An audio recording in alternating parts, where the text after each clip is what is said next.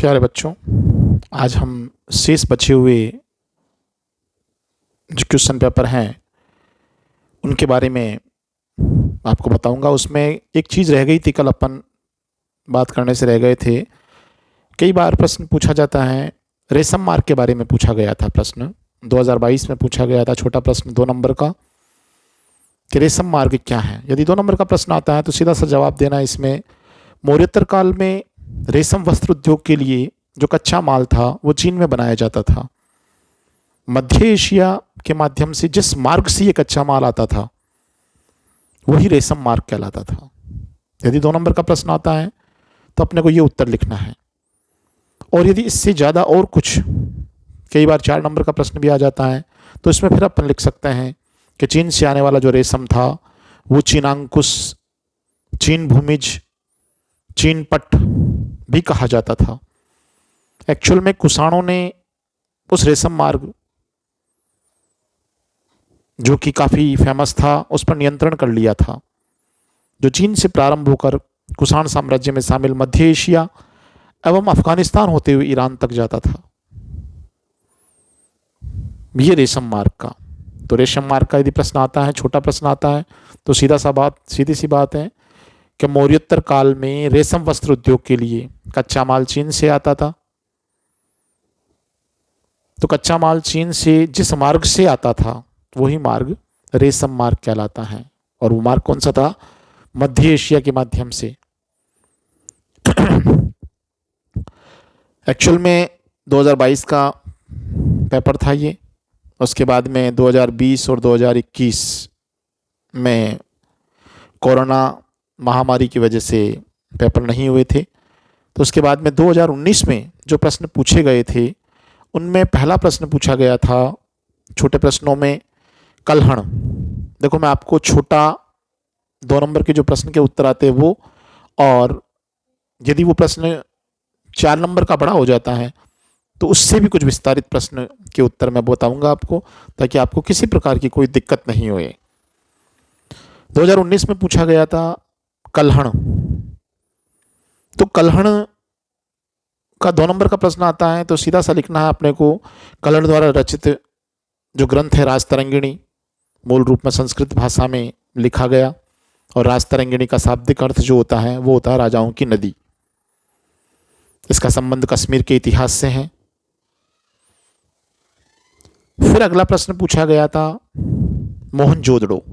मोहनजोदड़ो, ध्यान रहे, 2019 में वृहद स्नानागार का प्रश्न पूछा गया था कि ग्रैंड बाथरूम कहाँ से प्राप्त हुआ है, किस सैंधव स्थल से प्राप्त हुआ है। तो अपन ने उसका उत्तर मोहनजोदड़ो दिया था। और उसी के परिप्रेक्ष्य में अब मोहनजोदड़ो के बारे में पूछा गया तो सीधा सा लिखना है इसका उत्तर, ये एक सैंधव स्थल है जो वर्तमान में पाकिस्तान में स्थित है। इसका उत्खनन राखलदास बनर्जी ने 1922 में करवाया था। और यहाँ से पहले भी बताया था आपको ग्रैंड बाथरूम,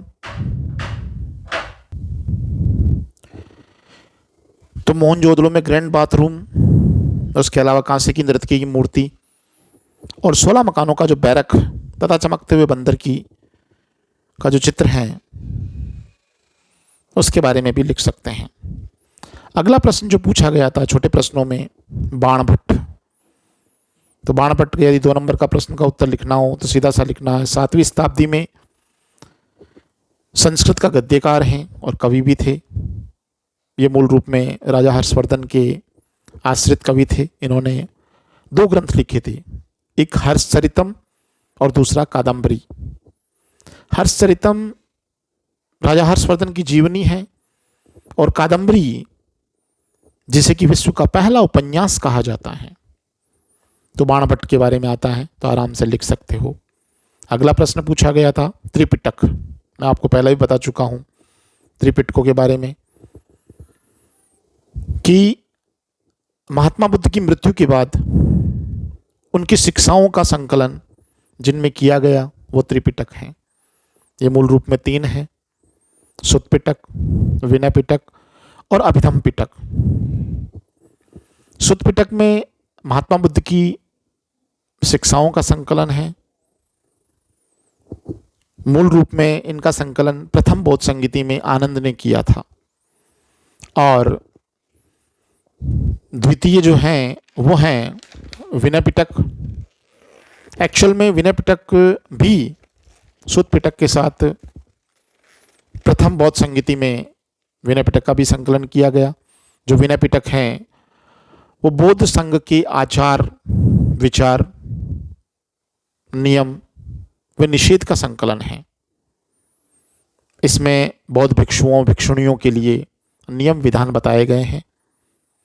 विनय पिटक के मूल रूप में 3 भाग हैं, सुत्त विभंग, खंदक और पचित्पाद। फिर आता अभिधम पिटक। तृतीय बौद्ध संगीति में इसका संकलन हुआ।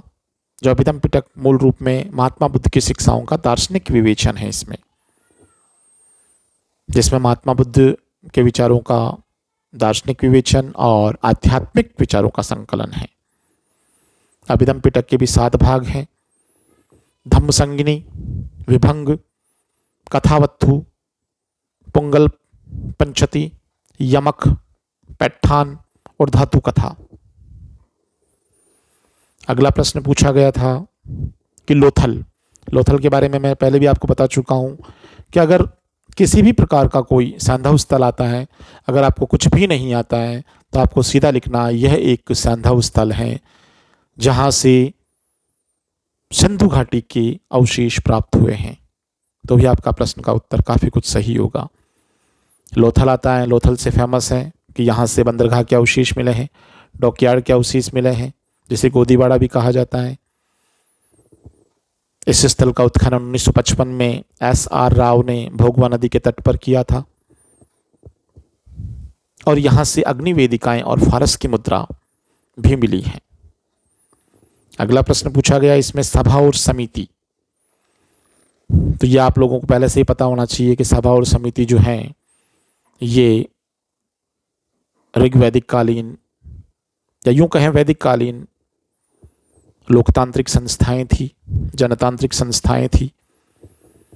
तो ऋग्वैदिक काल में सभा, समिति, विदत व गण, ये चारों की चारों ही जनतांत्रिक या लोकतांत्रिक संस्थाएं थी। ऋग्वेद में सभा का 8 बार प्रयोग किया गया है, सभा शब्द का। वर्तमान में लोकसभा की भांति ये सभा होती थी जिसमें विशिष्ट लोग भाग लेते थे। सभा के पुरुषों को, यानी सभा में जो पुरुष सदस्य होते थे वो कहलाते थे सभेई, और स्त्री सदस्य के लिए सभावती शब्द का प्रयोग किया गया है। ध्यान रहे कि सभा के जो पुरुष सदस्य जो सभा में भाग लेते थे उनके लिए सभेई और स्त्री सदस्यों के लिए सभावती शब्द का प्रयोग किया गया है। दूसरी जनतांत्रिक संस्था आती है समिति, जो कि वर्तमान में राज्यसभा की भांति थी। ऋग्वेद में समिति का उल्लेख 9 बार हुआ है,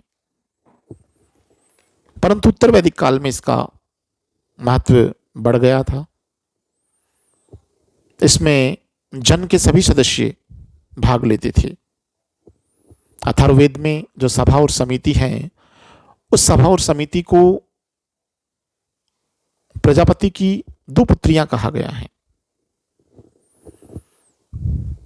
ध्यान रहे, अथर्ववेद में सभा और समिति को प्रजापति की 2 पुत्रियां कहा गया है। ऋग्वैदिक काल में स्त्रियां सभा और विदत में भाग लेती थी। फिर आता है तीसरी जनतांत्रिक संस्था विदत। ये ऋग्वैदिक काल की प्राचीनतम संस्था थी, प्राचीनतम जनतांत्रिक संस्था, जिसका सबसे अधिक बार इस शब्द का प्रयोग हुआ, 122 बार, 122 टाइम्स विदत शब्द का प्रयोग हुआ है। अगला प्रश्न पूछा गया था अलबरूनी। अलबरूनी अगर सीधा सीधा लिखें तो आप लिख सकते हो यह एक अरब यात्री था, जो कवि भी था, लेखक भी था, वैज्ञानिक भी था, धर्मशास्त्री भी था।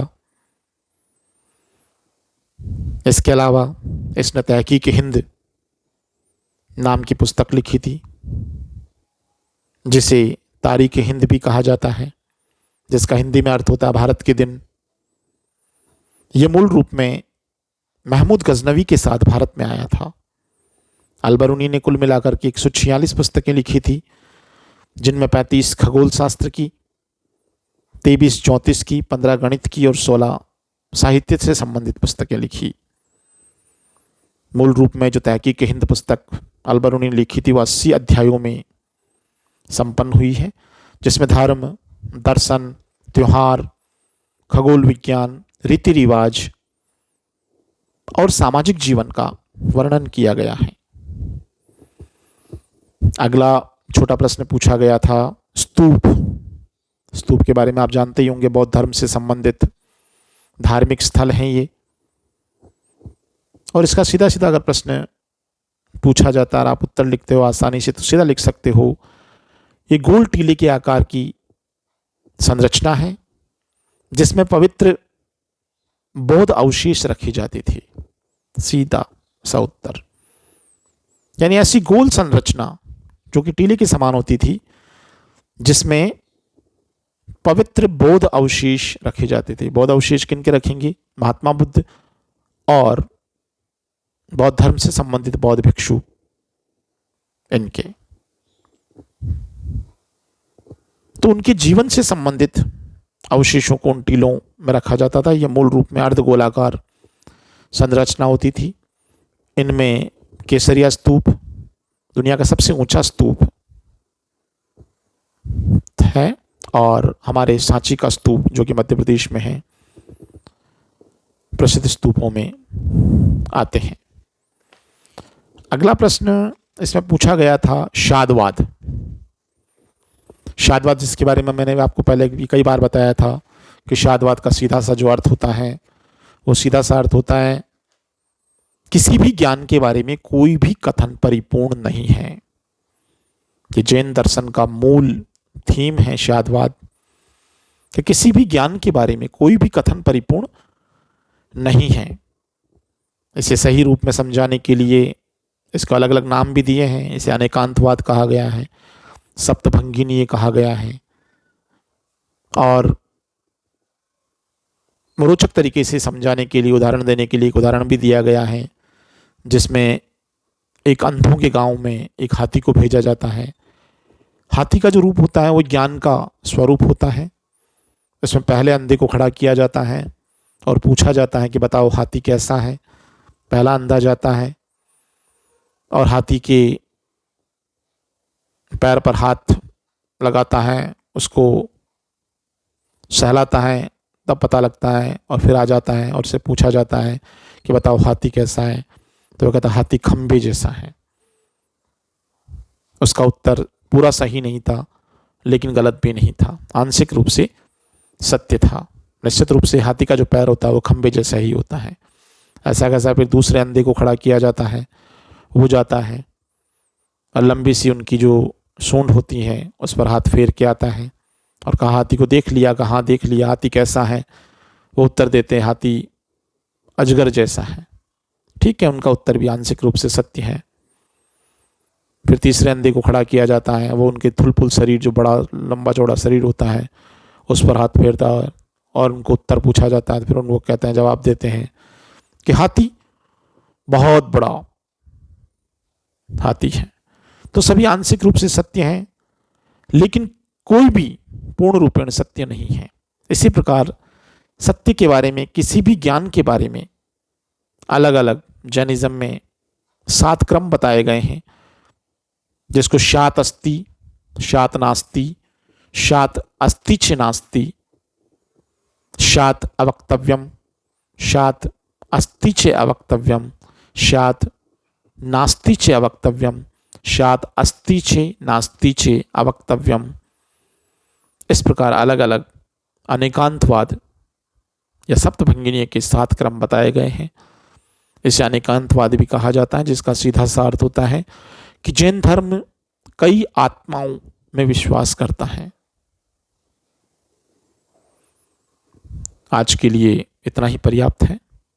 अगर आपको और भी इसी तरह की कोई आपको टॉपिक हार्ड लग रहा हो, तो आप निश्चित रूप से कमेंट कर सकते हो, मुझे बता सकते हो कि अगला वीडियो मैं इसमें डालूं, ताकि आपको बिल्कुल सरल भाषा में अच्छे तरीके से इतिहास का कोई भी टॉपिक है उसे समझाने की पूरी कोशिश करूँगा। जय हिंद, जय भारत।